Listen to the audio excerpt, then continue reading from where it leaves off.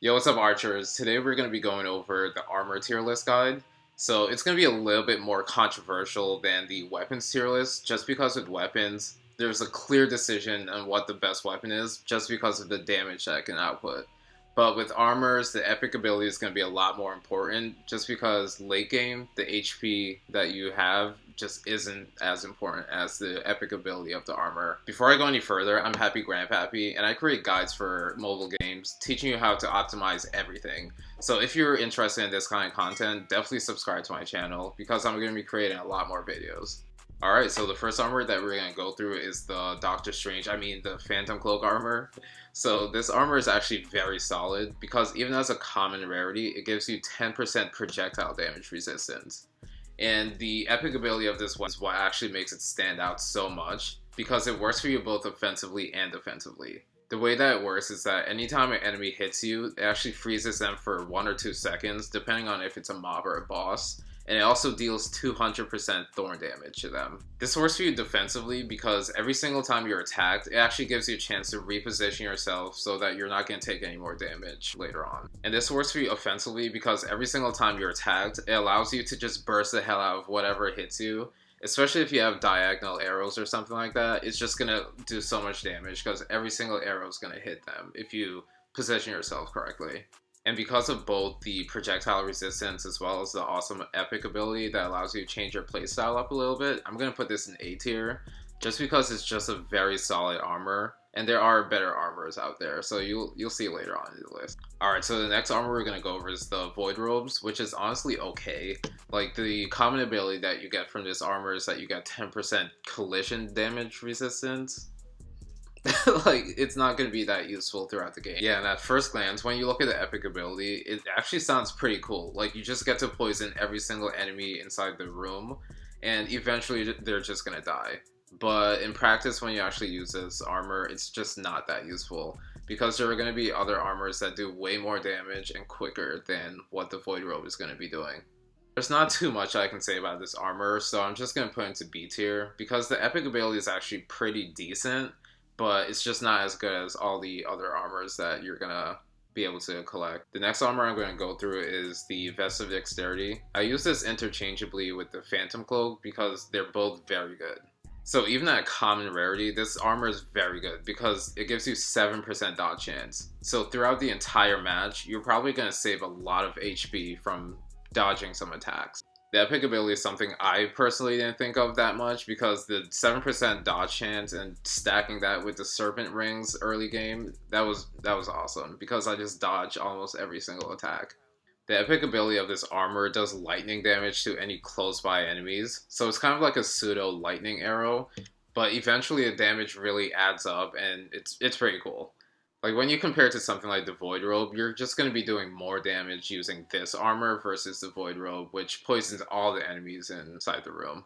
Like, another thing I can say is the dodge chance is pretty good, but it's definitely RNG dependent, so it's less consistent than the Phantom Cloak for me. Because of the 7% dodge chance and the massive lightning damage that you can do with this armor, I'm going to put it to A tier as well. If you want to compare the two armors in A tier, I would definitely go with the Phantom Cloak, because there was a study done that showed that damage resistance is actually better than stacking dodge resistance, because it's a lot more RNG dependent. So for this, I would definitely pick the Phantom Cloak. The next armor we're going to go over is the Golden Chestplate. This is another armor that seems pretty cool once you look at it, but once you put it on, it's like...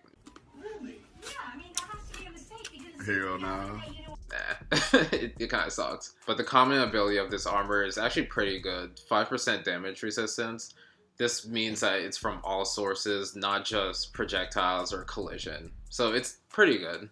Yeah, when you get to the epic ability, you can clearly see that it just pales in comparison to all the other armors, because it just does up to 15% fire damage to all the enemies that are close to you, which is way lower than all the other armors, and it's just not that helpful overall. Yeah, because all it does is give you a little bit of damage resistance as well as do a little bit more damage to enemies that are closer to you, I'm gonna put it into C tier. Alright, time for the Shadow Robes. This is the armor I started using a lot more recently. What it does is add a common rarity. If you get attacked from behind, it actually does 20% damage resistance. And when the rarity is rare, it gives you another 7% max HP, which is super helpful. The epic ability of this armor is where it starts to shine. It's literally insane.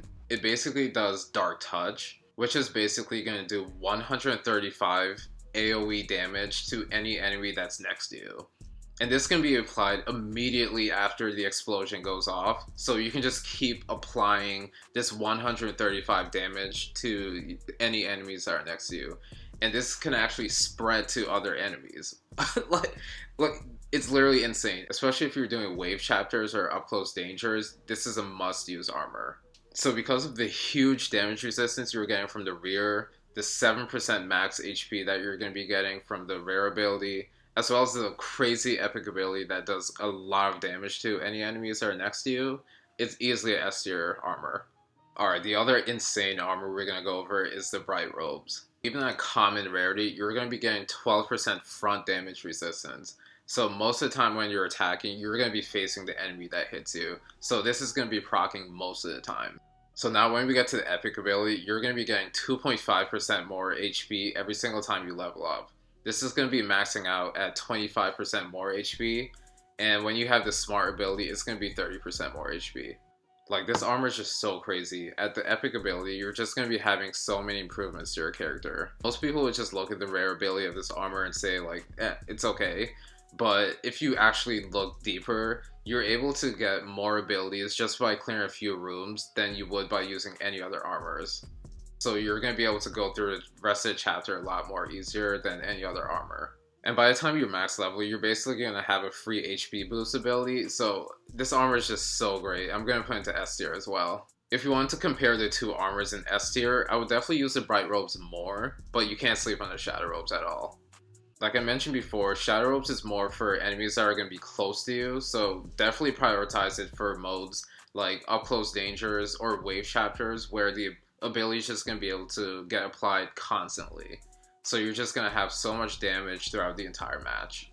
And when you're doing literally anything else, just use the Bright Robes because you're going to be getting front damage resistance, max HP, you're going to be leveling up a lot quicker, so you're going to have more abilities earlier on. So it's just a great armor overall. So before I end this video, I just want to answer one question that I see literally all the time, which is if you should use the PE of the newer armors or ALE maxed out of the A tier Phantom Cloak or Vesta of Dexterity.